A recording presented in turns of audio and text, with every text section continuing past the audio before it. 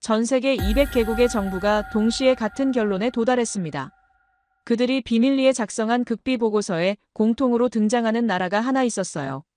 바로 대한민국이었습니다. 그런데 그 이유가 우리가 생각했던 것과는 완전히 달랐어요. 지난달 스위스 다보스에서 열린 비공개 회의에서 놀라운 일이 벌어졌습니다. 세계 각국의 정책 담당자들이 모인 자리에서 누군가 이런 질문을 던졌어요. 우리가 가장 주목해야 할 나라는 어디일까요? 그 순간 모든 사람들이 같은 답을 말했다고 해요. 한국이라고 말이죠. 하지만 정말 놀라운 건 그 다음이었습니다. 그들이 한국을 주목하는 이유가 우리 한국인들도 전혀 몰랐던 것이었거든요. 오늘 제가 그 충격적인 진실을 여러분께 모두 공개해드리겠습니다. 시작하기 전에 구독과 좋아요 버튼을 눌러주시면 정말 큰 힘이 됩니다. 베를린에 있는 독일 경제연구소에서 이상한 일이 벌어졌습니다. 독일 정부가 의뢰한 특별조사팀이 전 세계 교육 시스템을 분석하고 있었어요. 그들의 목표는 독일보다 뛰어난 교육 모델을 찾는 것이었습니다. 독일은 자신들의 교육 시스템에 엄청난 자부심을 가지고 있거든요. 독일의 마이스터 제도는 전 세계적으로 유명해요. 직업교육의 모범 사례로 여겨지고 있고 실제로 많은 나라들이 독일 시스템을 벤치마킹하고 있거든요. 그래서 독일 교육부는 자신만만했어요. 우리보다 나은 교육 시스템은 없을 거라고 생각했던 거죠. 그런데 6개월간의 조사 결과가 나오자 독일 관료들이 깜짝 놀랐습니다. 데이터를 보니까 한국의 교육 효율성이 독일을 완전히 압도하고 있었어요. 같은 시간을 투자했을 때 한국 학생들이 배우는 양이 독일 학생들보다 2배나 많았습니다. 그것도 단순 암기가 아니라 창의적 사고력에서 말이에요. 더 놀라운 건 한국의 온라인 교육 시스템이었어요. 코로나 때 전 세계가 온라인 수업으로 고생할 때 한국만 아무 문제 없이 진행했잖아요. 독일 연구진들이 한국의 시스템을 분석해봤더니 정말 놀라운 비밀이 숨어 있었습니다. 한국은 이미 10년 전부터 온라인과 오프라인을 결합한 교육 방식을 개발하고 있었어요. EBS나 인터넷 강의 시스템이 그냥 만들어진 게 아니었던 거죠. 체계적인 계획 하에 미래를 준비하고 있었던 겁니다. 독일 연구진들은 이런 선견지명에 깜짝 놀랐어요. 특히 한국 학생들의 학습 집중도가 독일을 훨씬 앞섰어요. 독일 학생들은 하루 평균 6시간 공부하는데 집중도가 60% 정도였습니다. 반면 한국 학생들은 8시간 공부하면서도 집중도가 85%나 되었어요. 효율성에서 압도적인 차이가 났던 거죠. 독일 교육부 장관이 직접 한국을 방문해서 이렇게 말했다고 해요. 우리가 한국에서 배워야 할 것이 너무 많다고요. 독일 같은 교육 선진국이 한국을 스승으로 모시겠다고 한 거예요. 정말 믿기 어려운 일이었습니다. 하지만 독일의 발견은 시작에 불과했어요. 독일의 분석 결과가 다른 나라들에게 전해지면서 전 세계가 한국을 주목하기 시작했거든요. 그리고 각국에서 더 놀라운 발견들이 이어졌습니다. 특히 미국에서 발견한 사실은 정말 충격적이었어요. 캘리포니아 실리콘밸리에서 비밀회의가 열렸습니다. 구글, 애플, 메타, 아마존의 최고 경영진들이 모인 자리였어요. 그들이 논의한 주제는 단 하나였습니다. 우리의 미래를 위협할 수 있는 나라가 있을까 하는 것이었죠. 실리콘밸리는 전 세계 IT 기술을 이끌고 있다는 자부심이 대단했거든요. 처음에는 당연히 중국을 떠올렸어요. 거대한 시장과 막강한 자본력을 가진 중국이 가장 큰 경쟁자라고 생각했거든요.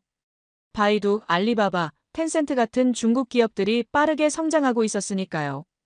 그런데 6개월간의 깊은 분석 결과는 완전히 달랐습니다. 데이터를 보니까 한국의 기술 혁신 속도가 정말 무서웠어요. 특히 게임과 엔터테인먼트 분야에서는 이미 미국을 앞서고 있었습니다. 넷플릭스에서 가장 인기 있는 콘텐츠가 한국 드라마라는 건 우연이 아니었어요. 한국이 콘텐츠 기술에서 미국을 앞서고 있었던 거죠. 더 충격적인 건 한국의 창업 생태계였습니다. 작은 나라인데도 유니콘 기업이 계속 나오고 있었어요. 쿠팡, 크래프톤, 야노와이어, 마켓컬리, 토스까지 세계적인 기업들이 줄줄이 탄생하고 있었습니다.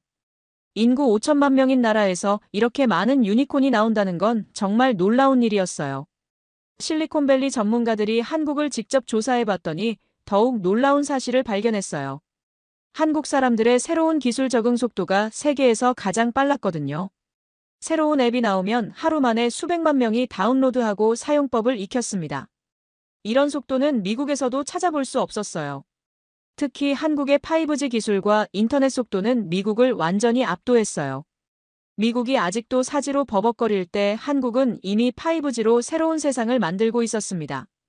자율주행차, 스마트시티, 메타버스까지 모든 미래 기술에서 한국이 앞서고 있었어요. 구글의 한 임원이 이렇게 말했다고 해요. 한국에서 성공하지 못하면 전 세계 어디서도 성공할 수 없다고요. 한국이 전 세계 IT 트렌드의 시험대가 되어버린 거였습니다. 실리콘밸리 기업들도 이제 신제품을 출시할 때 가장 먼저 한국 시장을 테스트한다고 해요. 미국 기업들이 한국의 빠른 변화에 적응하기 위해 한국의 연구소를 설립하기 시작했어요. 구글, 마이크로소프트, 페이스북 모두 한국의 기술 트렌드를 연구하는 전담팀을 만들었습니다. 그런데 미국의 발견도 빙산의 일각이었어요. 프랑스에서는 더욱 놀라운 분석 결과가 나오고 있었거든요. 파리에 있는 소르본 대학교에서 흥미로운 연구가 진행되고 있었습니다. 프랑스 문화부가 의뢰한 전 세계 문화 영향력 조사였어요. 프랑스는 자신들이 문화 강국이라는 자부심이 엄청났거든요. 파리 패션 위크, 칸 영화제, 루브르 박물관까지 프랑스는 수백 년간 세계 문화를 이끌어왔어요. 프랑스 사람들은 자신들의 문화가 세계에서 가장 세련되고 우아하다고 생각해요. 프랑스어가 외교 언어였던 시절의 영광을 아직도 기억하고 있거든요. 그래서 이번 조사도 당연히 프랑스가 1위를 할 거라고 확신했습니다. 그런데 1년간의 조사 결과를 보고 프랑스 문화부 관계자들이 충격에 빠졌습니다. 전 세계 젊은이들이 가장 열광하는 문화가 한국 문화였거든요. K-팝, 한국 드라마, 한국 영화, 한국 음식까지 모든 분야에서 한국이 1위를 차지하고 있었어요. 심지어 프랑스 젊은이들도 한국 문화에 푹 빠져 있었습니다. 더 놀라운 건 한국 문화의 확산 속도였어요. 봉준호 감독의 기생충이 칸 영화제에서 황금종려상을 받고 아카데미상까지 휩쓸었잖아요.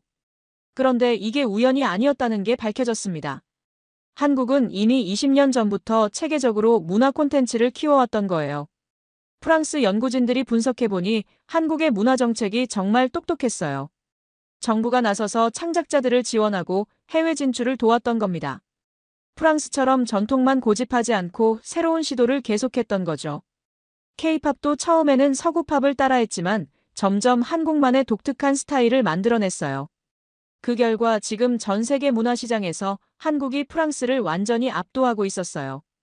유튜브에서 가장 많이 재생되는 뮤직비디오 상위 10개 중 7개가 K-팝이었습니다. 넷플릭스 전 세계 순위에서도 한국 드라마가 1위를 차지하고 있었고요. 특히 프랑스 젊은이들의 한국어 학습 열기가 대단했어요. 파리의 한국어 학원은 항상 대기자가 넘쳐났고 소르본 대학교의 한국학과는 경쟁률이 20대 1을 넘었습니다. 한때 프랑스어를 배우려고 했던 세계 젊은이들이 이제는 한국어를 배우고 있었어요. 프랑스 문화부 장관이 직접 한국을 방문해서 한류의 비밀을 배우고 갔다고 해요. 몇백 년 문화 전통을 자랑하던 프랑스가 한국에게 문화를 배우러 온 거였습니다. 이런 일이 일어날 줄 누가 상상이나 했겠어요. 하지만 프랑스의 발견도 놀라운 이야기의 시작일 뿐이었어요. 영국에서는 더욱 충격적인 사실들이 밝혀지고 있었거든요. 특히 영국이 브렉시트 이후 새로운 파트너로 한국을 선택한 이유는 정말 특별했어요. 런던에 있는 영국 왕립국제문제연구소에서 특별한 프로젝트가 시작되었습니다. 영국 정부가 브렉시트 이후 새로운 파트너 국가를 찾기 위해 의뢰한 조사였어요. 전 세계에서 가장 믿을 만한 동맹국을 찾는 것이 목표였습니다. 영국은 수백 년간 세계를 지배했던 나라라서 자존심이 대단했어요. 영국은 대영제국 시절의 영광을 아직도 기억하고 있어요. 해가 지지 않는 나라라고 불렸던 시절 말이에요. 그래서 처음에는 미국이나 캐나다, 호주 같은 전통적 동맹국들을 생각했어요. 영어를 쓰는 나라들이니까 당연히 가장 가까운 파트너가 될 거라고 생각했던 거죠. 그런데 2년간의 치밀한 조사 결과가 나오자 영국 관계자들이 깜짝 놀랐습니다. 가장 신뢰할 만한 파트너로 한국이 1위에 올랐거든요. 그것도 압도적인 점수 차이로 말이에요. 미국이나 독일, 프랑스를 모두 제치고 한국이 1위를 차지한 거였어요. 한국이 1위에 오른 이유가 정말 특별했어요. 한국은 약속을 반드시 지키는 나라였습니다. 지난 50년간 한국이 다른 나라와 맺은 협정 중에서 한국이 먼저 어긴 경우가 단 한 건도 없었어요. 이런 신뢰도는 전 세계에서 찾아보기 어려운 것이었습니다. 더 놀라운 건 한국의 위기 대응 능력이었습니다.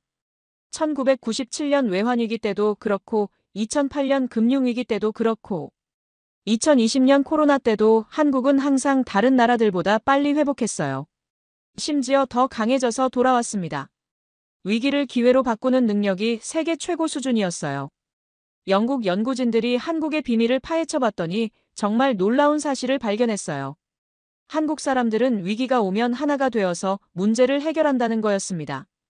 정치적 성향이나 지역 차이를 모두 잊고 나라를 위해 힘을 합쳤어요. IMF 때 금 모으기 운동이 대표적인 예였어요. 국민들이 자발적으로 금반지까지 내놓으면서 나라 빚을 갚으려고 했잖아요. 영국 연구진들은 이런 일이 다른 나라에서는 절대 불가능하다고 했습니다. 영국에서도 이런 일은 상상할 수 없었어요. 특히 한국의 디지털 정부 시스템이 영국을 놀라게 했어요. 한국은 전 세계에서 가장 빠르고 정확한 행정 서비스를 제공하고 있었습니다. 영국 시민들이 정부 서비스를 받으려면 몇 주씩 기다려야 하는데 한국은 몇 분 만에 처리가 끝났어요. 영국 총리가 직접 한국을 방문해서 이렇게 말했다고 해요. 한국처럼 믿을 만한 파트너를 만나게 되어 정말 기쁘다고요. 대영 제국의 후예인 영국이 한국을 인정한 순간이었습니다. 그런데 영국의 발견도 더 큰 이야기의 한 부분일 뿐이었어요. 일본에서는 더욱 충격적인 분석이 나오고 있었거든요. 도쿄에 있는 일본 경제산업성에서 극비회의가 열렸습니다. 일본 정부 고위 관계자들이 모여서 논의한 주제는 한국이었어요. 그들이 받은 보고서에는 정말 충격적인 내용이 담겨 있었습니다. 일본은 오랫동안 아시아의 기술 강국이라고 자부해왔거든요. 일본은 소니, 도요타, 닌텐도, 파나소닉까지 세계적인 기업들을 많이 가지고 있어요. 1980년대에는 미국마저 일본의 기술력을 두려워했을 정도였거든요. 그래서 아시아에서는 자신들을 따라올 나라가 없다고 생각했습니다. 특히 한국은 자신들보다 한 수 아래라고 여겼어요. 그런데 최근 들어 이상한 일이 벌어지고 있었습니다. 일본 젊은이들이 한국 제품을 더 선호하기 시작한 거예요. 삼성 갤럭시 폰을 쓰고 현대 자동차를 타고 LG 전자제품을 사용했습니다. 심지어 한국 화장품과 한국 음식까지 일본에서 대유행이었어요. 일본 정부가 급하게 조사해봤더니 더욱 놀라운 사실이 드러났습니다. 기술 혁신 속도에서 한국이 일본을 완전히 따라잡았던 거예요. 특히 반도체, 디스플레이, 배터리 분야에서는 한국이 일본을 앞서고 있었습니다. 삼성과 LG가 소니와 파나소닉을 추월한 거였어요. 더 충격적인 건 한국 기업들의 도전 정신이었어요. 일본 기업들은 안전한 길만 선택하는 반면 한국 기업들은 위험하더라도 새로운 분야에 과감하게 투자했습니다. 그 결과 미래 기술에서 한국이 일본보다 앞서게 된 거였어요. 예를 들어 전기차 배터리 분야에서 한국은 이미 세계 1위예요. LG 에너지 솔루션과 SK온이 테슬라의 핵심 파트너가 되어 있어요. 반면 일본은 아직도 하이브리드 차에만 매달리고 있었습니다. 미래를 내다보는 눈에서 한국이 일본을 앞선 거죠. 일본 경제산업성의 한 고위 관계자가 이렇게 말했다고 해요. 한국의 성장 속도를 보면 10년 후에는 완전히 역전될 것 같다고요. 제자가 스승을 뛰어넘는 순간이 눈앞에 다가온 거였습니다. 일본으로서는 정말 받아들이기 어려운 현실이었어요. 실제로 많은 분야에서 이미 역전이 일어나고 있었어요. 한국 드라마와 K-팝이 일본을 휩쓸고 있었고 한국 게임도 일본 시장을 장악하고 있었습니다. 문화와 기술 양쪽에서 모두 한국이 앞서고 있었던 거죠. 특히 일본 젊은이들의 한국 사랑이 대단했어요.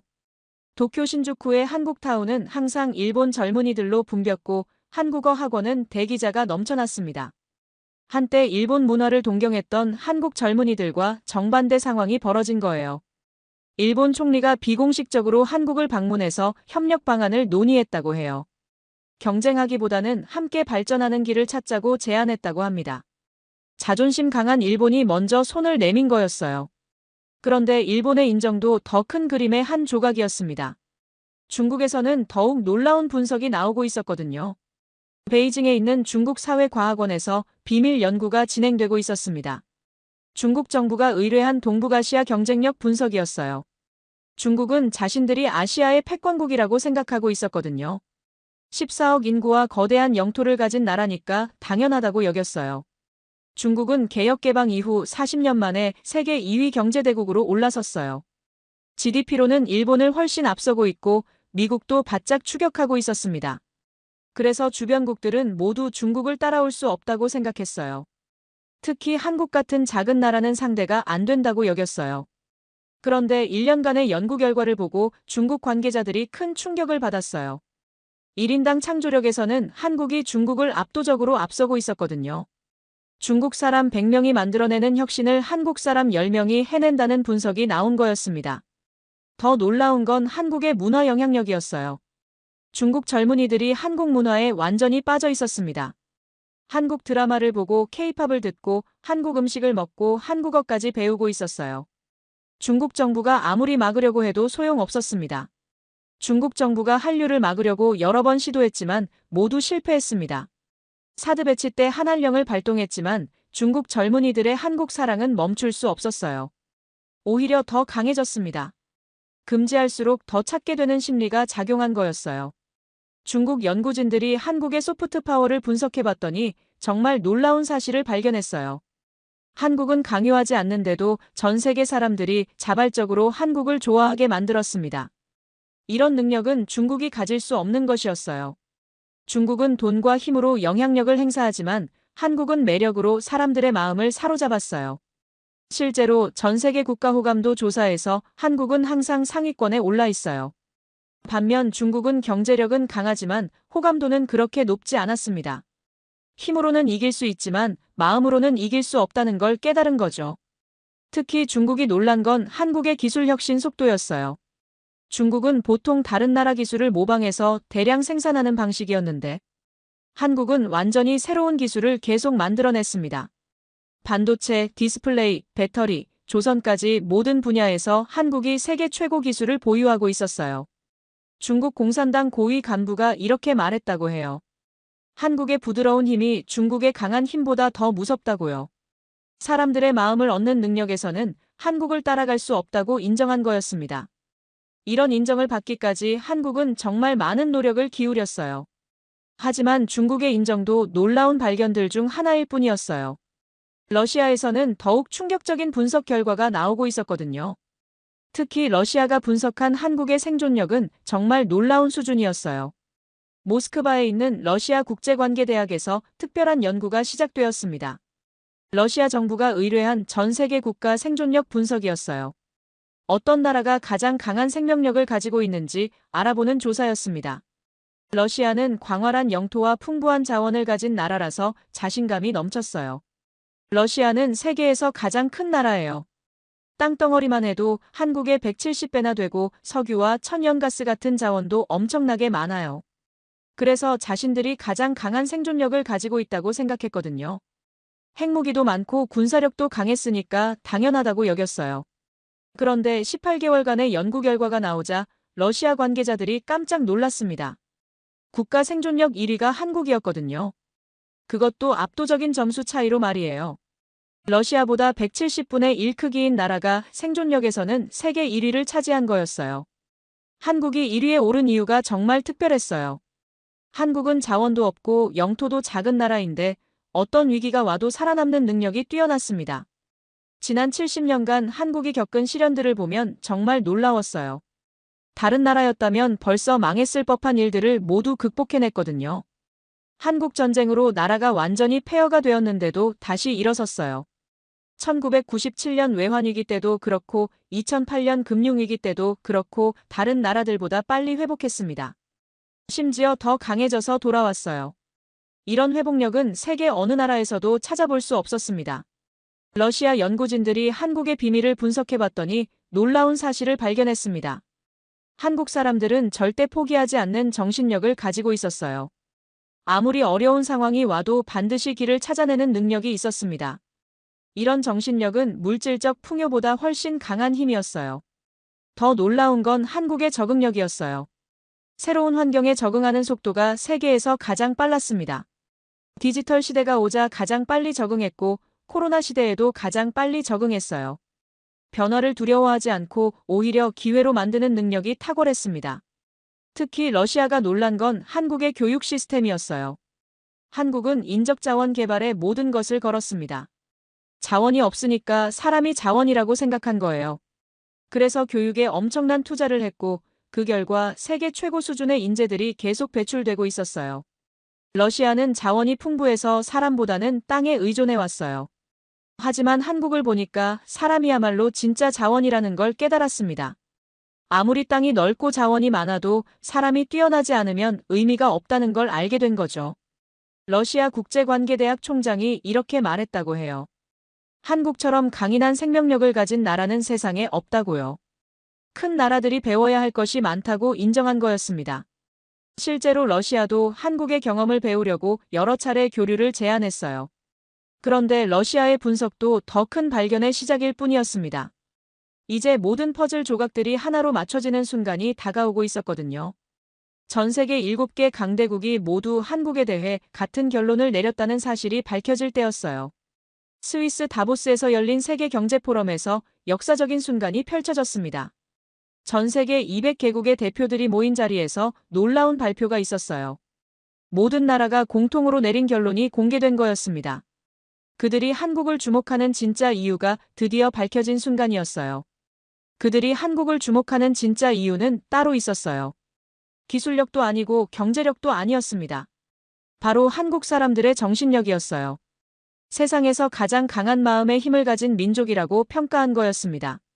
물질적 성취를 넘어선 정신적 힘을 인정받은 거였어요. 한국은 불가능을 가능하게 만드는 나라였어요. 70년 전만 해도 세계에서 가장 가난한 나라 중 하나였는데 지금은 선진국 대열에 올라섰습니다. 이런 기적을 만든 건 바로 한국 사람들의 절대 포기하지 않는 정신이었어요. 한강의 기적이라고 불리는 이유가 여기에 있었습니다. 세계 각국 대표들이 공통으로 인정한 한국의 특별함이 있었습니다.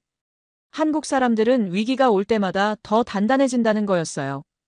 다른 나라들은 어려움이 오면 무너지거나 주저앉는데 한국은 오히려 더 강해졌습니다. 이런 회복 탄력성은 세계 어느 나라에서도 찾아볼 수 없는 특별한 것이었어요. IMF 때 금모으기 운동, 월드컵 때 붉은 악마 응원, 코로나 때 마스크 나눔 문화까지 한국 사람들은 어려울 때마다 하나가 되어서 문제를 해결했어요. 이런 힘은 세계 어느 나라에서도 찾아볼 수 없는 특별한 것이었습니다. 개인주의가 팽배한 서구 사회에서는 상상할 수 없는 일이었어요. 특히 세계가 놀란 건 한국의 빨리빨리 문화였어요. 다른 나라 사람들이 보기에는 너무 성급해 보일 수도 있지만 이 빨리빨리 문화가 한국을 세계 최고로 만든 비밀이었습니다. 새로운 기술이 나오면 가장 빨리 적용하고 새로운 트렌드가 생기면 가장 빨리 따라잡았어요. 코로나 때 한국의 대응을 보면 이 빨리빨리 문화의 힘을 알 수 있어요. 다른 나라들이 몇 달씩 고민할 때 한국은 며칠 만에 대책을 세웠습니다. 드라이브스루 검사, 생활치료센터, K방역까지 모든 것이 빠르고 정확했어요. 세계경제포럼 회장이 이렇게 말했어요. 한국은 인류에게 희망을 주는 나라라고요. 아무리 어려운 상황이 와도 반드시 극복할 수 있다는 걸 보여주는 살아있는 증거라고 했습니다. 한국의 존재 자체가 전 세계에게 용기를 주고 있다는 거였어요. 그래서 전 세계가 한국을 주목하고 있는 거였어요. 한국의 성공 비결을 배우면 자신들도 더 나은 나라가 될 수 있다고 생각했던 거죠. 한국은 세계의 희망이자 목표가 되어버린 겁니다. 작은 나라가 큰 나라들의 롤모델이 된 거였어요. 더 놀라운 건 한국이 이런 성취를 혼자 이뤄낸 게 아니라는 점이에요. 한국 사람 모두가 함께 만들어낸 결과였습니다. 정부도 기업도 국민도 모두가 하나가 되어서 이룬 기적이었어요. 이런 단결력과 협력 정신이야말로 한국의 진짜 비밀이었습니다. 우리는 가끔 우리나라를 당연하게 여기거나 부족한 점만 보려고 해요. 하지만 전 세계가 인정하는 우리의 특별함을 이제는 우리도 알아야 할 때입니다. 우리 안에 있는 놀라운 힘을 믿고 더 큰 꿈을 꿔봐야 해요. 한국의 이야기는 아직 끝나지 않았습니다. 앞으로 우리가 만들어갈 더 놀라운 이야기들이 기다리고 있어요. 세계가 인정한 우리의 힘으로 더 큰 기적을 만들어낼 수 있을 거예요. 오늘 이 영상을 보시면서 어떤 생각이 드셨나요? 우리가 얼마나 특별한 나라에 살고 있는지 새삼 느끼셨을 거예요. 이런 소중한 이야기를 더 많은 사람들과 나누고 싶다면 구독과 좋아요 버튼을 눌러주세요. 여러분의 응원이 더 좋은 콘텐츠를 만드는 힘이 됩니다. 댓글로도 여러분의 생각을 들려주세요. 우리나라에 대한 자부심과 앞으로의 꿈을 함께 나눠봐요.